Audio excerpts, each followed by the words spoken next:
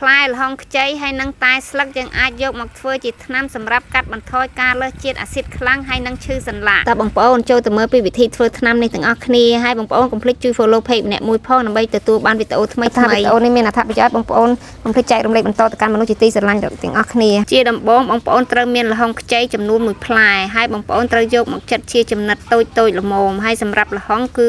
បើសិនជាបងប្អូនមានល្ហុងខ្ចីនឹងមានគ្រាប់បងប្អូនដាក់ទាំងគ្រាប់កាន់តែល្អតែសម្រាប់នាងខ្ញុំល្ហុងនាងខ្ញុំទិញមកពីផ្សារនេះគឺអត់មានគ្រាប់អញ្ចឹងល្ហុងខ្ចីដែលយើងចិតជាចំណិតហ្នឹងបងប្អូនត្រូវចិតទាំងសម្បកហើយបន្ទាប់មកបងប្អូនត្រូវយកមកលាងទឹកឲ្យស្អាតបងប្អូនត្រូវលាងចំណិតល្ហុងនេះពី3ទៅ4ទឹកអាស្រ័យលើបងប្អូនមើលទៅថាអស់ជ័រហើយឬនៅពីព្រោះផ្លែល្ហុងខ្ចីគឺវាសម្បូរជ័រច្រើនជាងល្ហុងទុំ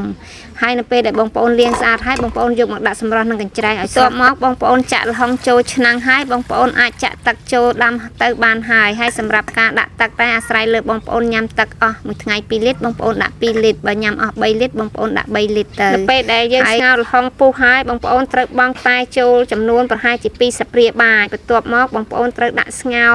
តែហើយនឹងល្ហុងនឹងចំនួនប្រហែលជា10នាទីឲ្យវាពុះនៅលើភ្លើងបងប្អូនបន្ថយភ្លើងតិចៗទៅបន្ទាប់មកបងប្អូនបិទភ្លើងហើយបងប្អូនអាចយកទឹកដែលយើងបានដាំជាមួយនឹងល្ហុងហើយនឹងតែនឹងអាចសម្រាប់ការញ៉ាំទឹកថ្នាំនេះបងប្អូនអាចញ៉ាំទឹកក្តៅអ៊ុនៗក៏បានញ៉ាំត្រជាក់ក៏បានហើយញ៉ាំមិនរើសពេលទេនៅពេលណាដែលបងប្អូនស្រេកទឹកបងប្អូនអាចញ៉ាំបានមិនថាព្រឹកថ្ងៃឬក៏ល្ងាចបងប្អូនគួរតែញ៉ាំឲ្យអស់ចំនួនដែលយើងបានដាក់ស្ងោរនឹងហើយបន្ទាប់ពីញ៉ាំអស់បងប្អូនអាចស្អែកឡើងបងប្អូនអាចធ្វើថ្មីបានហើយសម្រាប់ការញ៉ាំថ្នាំនេះដែរបងប្អូនអាចញ៉ាំប្រហែលជា2សប្តាហ៍ឡើងទៅបងប្អូននឹងឃើញមានប្រសិទ្ធភាពរបស់វាសម្រាប់វីដេអូធ្វើថ្នាំនៅថ្ងៃនេះមានតែប៉ុណ្្នឹងទេបងប្អូនបើបងប្អូន